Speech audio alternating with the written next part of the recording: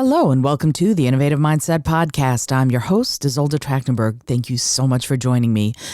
This week's episode is episode 2 in my ongoing series called And My Next Guest Is. And my next guest is all about something that I find very near and dear to my heart because I have a podcast. And here's why. If you have a message, if you want to talk to someone, or if you want to reach people with something that is very dear and near to your heart, what you need to do is reach out to people. Now, there are ways to reach out to bloggers, there are ways to reach out to journalists, and there are also ways to reach out to, yes, podcasters.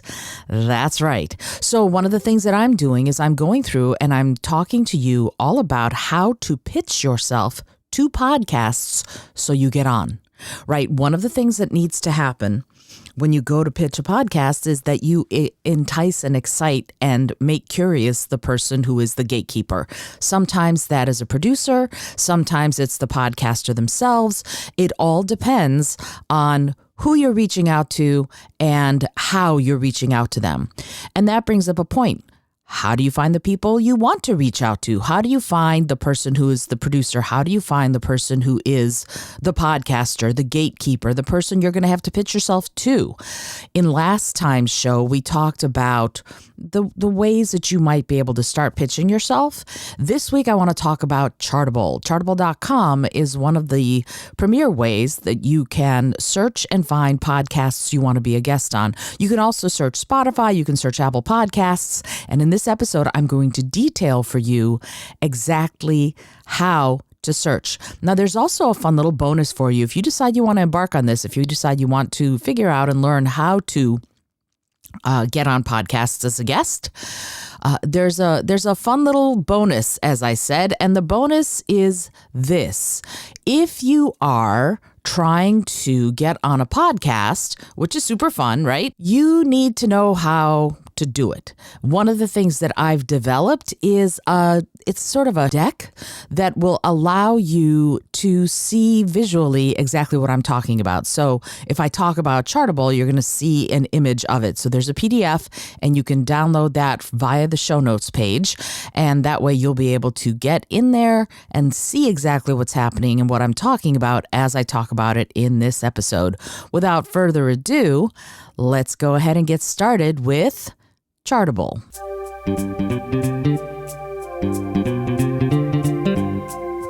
Hello and welcome to the Innovative Mindset Podcast. I'm your host, Izolda. On the show, I interview peak performing innovators in the creative, social impact, and earth conservation spaces. I also bring you ideas and techniques that you can grab and use to set goals, create, and unlock your potential for changing yourself and the world. And now let's get to the show.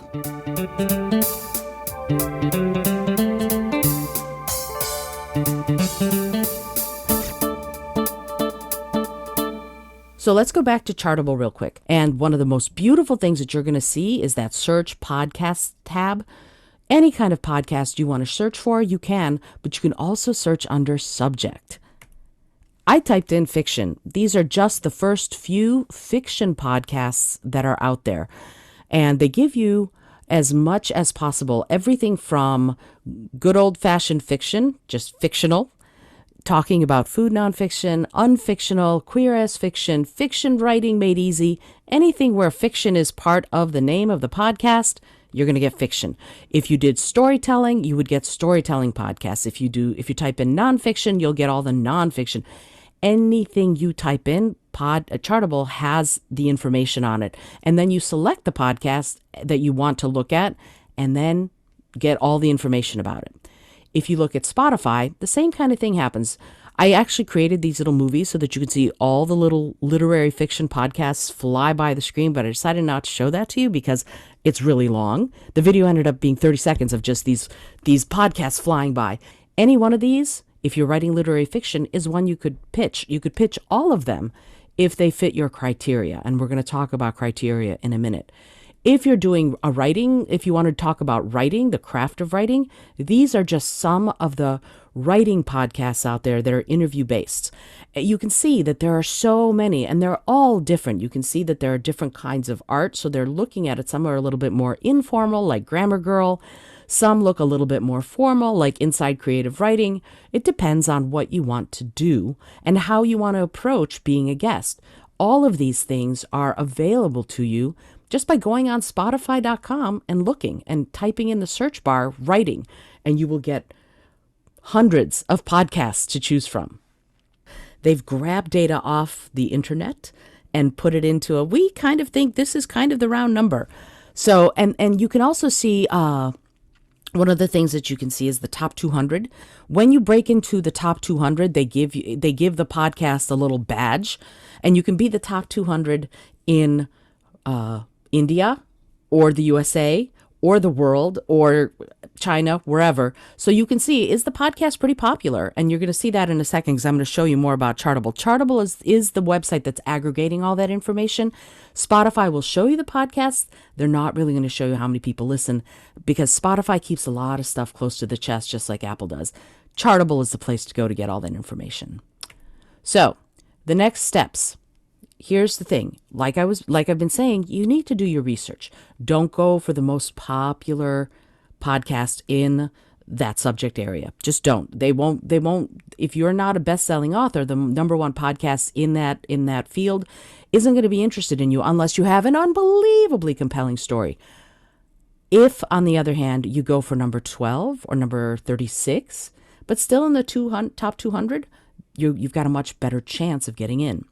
You're going to want to look at their reviews. If their reviews are, oh, this podcast is terrible, obviously don't go for that. But if they say, oh, this podcast is terrific, the interviewer is insightful, people are remarking that they had a good time or that they love the content, then that's something that you want to go for. And then check the episode frequency. When was the last episode? If their last episode was 6 years ago, it's probably faded. If the last episode was last month, you're good to go. Podcasts can be daily. Some people do weekly, some people do bi-weekly, some people do monthly. If they have been posting consistently and their last podcast episode was last month, that's still good because it's consistent. Sometimes people have seasons. They'll post for 6 months and then they'll take a 6-month break. That's fine too. It's all fine as long as it's consistent. Okay, so this is my friend Kat Caldwell's podcast, and I chose her because she's fabulous. But also, you can start looking at a podcast that's real here, right? So her podcast is all about writing and the concepts behind writing and improving your writing. And she's a wonderful author. I adore her. I'm actually going to encourage you to pitch her, but maybe one at a time, not all at once. Because she's great, and she is terrific interviewer, and she's really she's kind of a little bit informal as far as we just had a chat when I was on her show, but it's a lot of fun. So when you're looking at her stuff, you can see that this is actually a little out of date because I created this PowerPoint a couple months ago for another presentation, but July 31st is still pretty good as far as the last episode. She's also, you can see 2019 through 2021, you can see 2021, so that means this year she's done it. She's got a 5.0 rating. Yay! So you can start seeing that this is Apple Podcasts, but you can start seeing that the information is there for you to find. She's got great ratings. She's consistently posting, and you have my personal, that friends referral thing. You got my personal recommendation. She's a good person to pitch. So now that you found her podcast, you can go to her Chartable. You can go into Chartable and do a pencils and lipstick search, and it comes up. So you can see that you can listen to her on Apple Podcasts and Google Podcasts. So when you're looking at this, she says it right there. The description is we'll be serving the writing and creative industry by talking about what it's like to be a creative person, giving encouragement to keep going, tips on how to work at home and build a brand, and interviewing those who have gone before us. So she's talking to new writers, but also readers. Most writers are readers. So her audience is probably people that you're going to want to reach, if you will. And then if you look at her charts on Chartable, she's not exactly in the 200, but she's pretty good. Globally, she's gotten pretty high. She's also gotten in the number 629 in the USA. That's still pretty good. And you can start looking at her wonderful reviews. Such a helpful podcast. Kat is I think they meant to say great creative guide, but you can start seeing her reviews are good. Podcast numbers are great. You can start, thinking that this is a podcast that you might want to pitch. So if a lot of people are listening, then the most listened to podcast in the world, like Joe Rogan's would be the number one podcast globally. I know we can talk about Joe Rogan later, but he was number one, right? He was number one until he went exclusive to Spotify, and then it dropped because there are lots and lots of different media on which to listen to podcasts, lots of apps. There's Overcast, and there is Spotify, and there's Switcher, and there's Google Podcasts, and there's Apple. And he went exclusive to Spotify for a lot of money, but then he lost a lot of audience members because not everyone's on Spotify. So that's something that we can look at as far as looking at those Chartable numbers. His numbers dropped. He was number one. People who are close to number one in the top 10 means they have millions upon millions of listeners every month. And if you are number 200, you don't have as many listeners, but you're still really in the top 200 out of 2.7 million podcasts. You're doing really well. So you can start seeing Kat's most recent podcast. I did update this. Good. So the most recent podcast she had was somewhere around 927, probably more recently, because you can see 913, 920, 927. So she's probably a weekly show. And she is a weekly show, and it's a really fun show to listen to. I highly recommend it. But again, once you start seeing who are the people, you can see she's interviewing novelists, she's interviewing nonfiction authors. So depending on what you're doing, it'd be a great thing to pitch her. One of the first things you want to do is listen to a few episodes of the show. Don't pitch a podcast that you haven't listened to, because it might be a format that is just not right for you. If you're someone like me who goes on and on and on and on when I answer questions, you don't want to be on a 15-minute show. I'll have barely enough time to answer one question. So I don't pitch myself to fast podcasts. There's no point. I want a podcast that's going to be an hour at least, where we can get into the nitty and the gritty of things. I know myself. So you have to know yourself a little bit, but you also have to know the podcast that you want to pitch. If it's something quick, if they have rapid fire questions and you like a little more time to think, don't pitch the show. One of the things that I'm going to tell you right now, do not be afraid to pause. There is nothing wrong with pausing. And when people answer my questions on my show and I'm the host, I'll also pause, and they'll say something profound or something that's thought-provoking, and I'll just go, hang on a second, I'm processing this. I want to take it all in. And we wait. And there's nothing wrong with that, okay? You do not have to be perfect and on time. Take your time. One of the best things you can do as someone who speaks in public is to take your time. It'll also help you get rid of ums and you knows and you likes, which are actually fillers when your brain is thinking. That's the whole point of those filler words, is your brain is thinking, you're not quite ready to speak. So you go, and yeah, that's why you're doing it. So one of the best ways to remove that from the way you speak is to take the pause. Once you've listened to a few episodes, decide if you're a good fit. If you are, first and foremost, leave a review. Leave a review of the show so that you now have a connection with the show. If you have zero connection, we're going to talk about what that means in a second. If you have zero connection with the show, hi, I love your show, I just left a review, is catnip to any podcast host. If somebody says to me, I love your show, I just left a review, first thing I do is I go and I look. Ooh, what did they say? Because if you left a review of my show, that means you listened. Particularly if you don't leave a review that's, oh, great show. You don't want to do that. Do something substantive about an episode that spoke to you. Be authentic, be real, but leave a review, because that develops that connection between you and the podcast host if you don't have any other connection points. And then you get to contact the host or the producer. Okay, how do you do that? So you can head to the podcast website, and there's usually some sort of a submission link. You fill it out and send it. And we're going to talk about what filling it out means. So on my show, on my website, you can see there's a little interested in being on the show, and there's a little arrow pointing to the head to the podcast guest interest form and get in touch. I actually personally developed a form where if somebody's interested in being on my show, there's a little form they can go to fill out, and I have all sorts of questions on the form that will tell me whether or not they're a good fit for my show.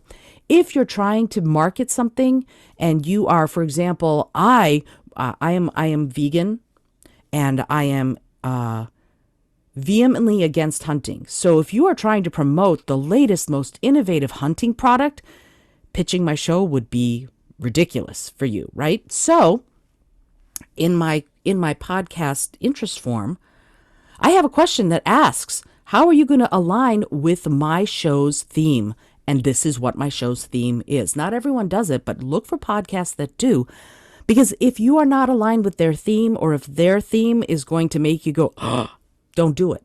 Step away. Use every bit of information you get from the submission link, from the podcast website, to find out whether or not you would even be a good fit, or you'd even be interested in being on the show. One of the things that I also have is recent guests, so you can see who are the guests that I've had on my show, right? Because if there are people who are completely not like who you are, then it might not be a good fit. But if they are, I've had lots of authors. I just recently had Bob Lesser, who wrote the Peak Performance Formula, and it's all about being a peak performer, and he's a psychotherapist, blah, blah, blah. It's a really cool book. I just had him on my show. So if you've written nonfiction, and it's nonfiction in innovative ways of looking at mental health, for example, if it's innovative, I'm a perfect podcast for you to pitch. Perfect. If it's not innovative, it might not be great. But if it is innovative in any way, and you see the theme, my theme is creativity, compassion, and collaboration can change the world. Ta-da! That's it. If you fall into that, pitch me. I would be delighted to see your pitch. Other podcast hosts, they're looking for good expert guests. They would be delighted to see your pitch too, if it fits in with what they're doing. So the guest interest form, mine, for example, it's going to ask you your name, your email, and various other questions. This is your opportunity to pitch them, either in an email, or if they've gone so far as to create a form, you pitch them the best way you possibly can so that they will be excited to have you on their show. Here are the answers that you're going to want to need to know. If there is an guest interest form, it's one thing. And a lot of established podcasts have already done that. They've created the form because they need to be efficient. I have to go through 20 pitches a day. Sometimes I don't want it to be inefficient. I can't take the time. I have a whole other career, not to mention I have to change the cat litter and feed my cats and all that, right? So I have all sorts of things to do. I can't spend a lot of time going through emails right and left. And instead, I want them to fill this podcast guest interest form out. And here's the thing. There is this other thing that you can do that I kind of want to mention. If you decide to go all in on becoming a podcast guest, you can hire a PR firm to pitch you for you if you've got disposable income, because it costs. It can cost you $500 a pitch. It's ridiculous how much it can cost people. And whenever I get a PR firm pitching me, here's what I do. Hi, thanks so much for your interest in the Innovative Mindset podcast. Here's my guest interest form. Go and fill that out, and we'll go proceed to the next step, literally. So hiring a PR firm is basically, unless you've got a lot of disposable income, because if it's any kind of an established podcast, they're going to want you to go back to their way of submitting, because they've developed this efficient way of figuring out whether or not a potential guest would be a good fit. So PR firms are lovely only if they're going to pitch you A, to the biggest and best podcasts, and B, if you've got the hundreds of dollars to pay them per pitch. So most often you will get asked name, email, website, social media link. For me, as I said, please list 3 specific ways your mission aligns with the mission of this podcast. And that's sometimes asked, but you're going to want to glean that from their website or episodes to prepare for the show and to prepare your pitch, because you want to be able to slide in there as the perfect guest, the ideal guest, that they have never, ever had such a guest before, because you want to be a great fit for them, for their audience, and for you to get access to their audience. And one of the things that I love when potential podcast guests, that's hard to say.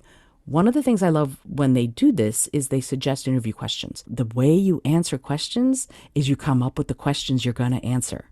It's a beautiful thing to do. Say, here is my one sheet, and here is a list of 4 suggested questions that I think your audience would love to have the answers to. And then you answer them based on who you are and what your mission is.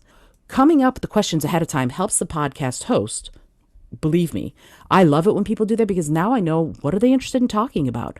But also, it's a jumping off point for me as the host to find the cool stuff in my research. Oh, this is what they're interested in. I do the research to ask them really good questions so that we'll have these phenomenal conversations. And one of the things that I get from my audience is that they love the in-depth conversations that we have. But part of the reason we're in depth is because my guest has given me those 4 interview questions, which I usually ask some form of, but they were a jumping off point to delve deeper so that our conversations would be compelling and exciting and substantive and helpful to my audience, but also helpful to the author or the guest, because then they get to get their message out in the way that they wanted to. So when you fill out the form, you use the materials from your pitch. And quickly, if they don't get back to you, check in after a week. That's why that little database would be great. And if you're a fit, they'll say yes. If you're not a fit, do not take it personally. Please don't take it personally. Any kind of an established podcast is going to have, like I said, I get 20 pitches a day, and I have to go through all of them and go, who's going to be a good fit? And I've had to become pretty sort of cut and dry, I think, about who's going to be a good fit, because anybody who's talking about something that isn't my podcast theme and message, I will pass them on to someone else. But if they're just absolutely not, I have to say no. There's only so many days in the week, and that's it. It has nothing to do with you or your mission or your message. It just has to do with the fact that sometimes, despite the fact that you think you're a good fit, the podcast host might not, or their producer might not. Just because it's what you want to say doesn't mean it's what your audience wants to read or hear. So you have to say it the way they want to hear it. So think about how they need to hear it rather than how you want to say it. That last point is such an excellent point, isn't it? It's not so much about what you need to say. Rather, it's much more about how your audience needs to hear it, whether you're on a show as a guest or whether or not you're pitching yourself to a show. You need to present what you're trying to say, what your message is, in such a way that it is the way your intended audience best needs to hear it. The way they will best hear it is the way that is most likely going to be the primary way that you're going to get yourself on the show and to also get your message out there to more people who want to hear it and get them to understand it, which I think is an even bigger deal, right? Shouting your message from the rooftops is lovely, and some people might go, oh, that's interesting, but probably a lot more people go, oh, that's kind of annoying, someone's shouting from the rooftops. And yet, if what you say is designed specifically for your audience to hear it in the best way possible, then you're going to get a lot more people interested in paying attention to you, your message, and your mission. Alrighty, I hope you've enjoyed today's episode. Next week, we're going to have another guest. I'm doing alternate episodes, right? So that you know this week's episode is brought to you, as always, by Brain FM. It's the app I use to stay productive and to meditate and to fall asleep and to stay asleep. I love this app.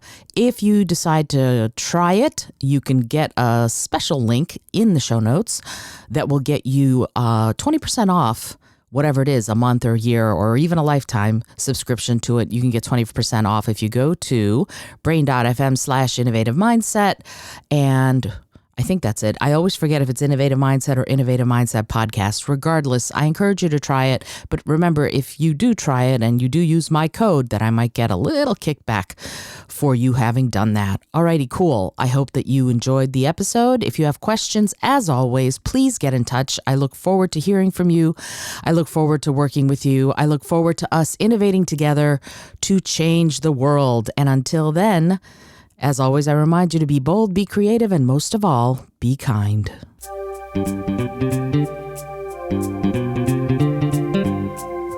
Thank you so much for joining me today. I really appreciate you being here. Please subscribe to the podcast if you're new, and it would mean the world to me if you told a friend about it.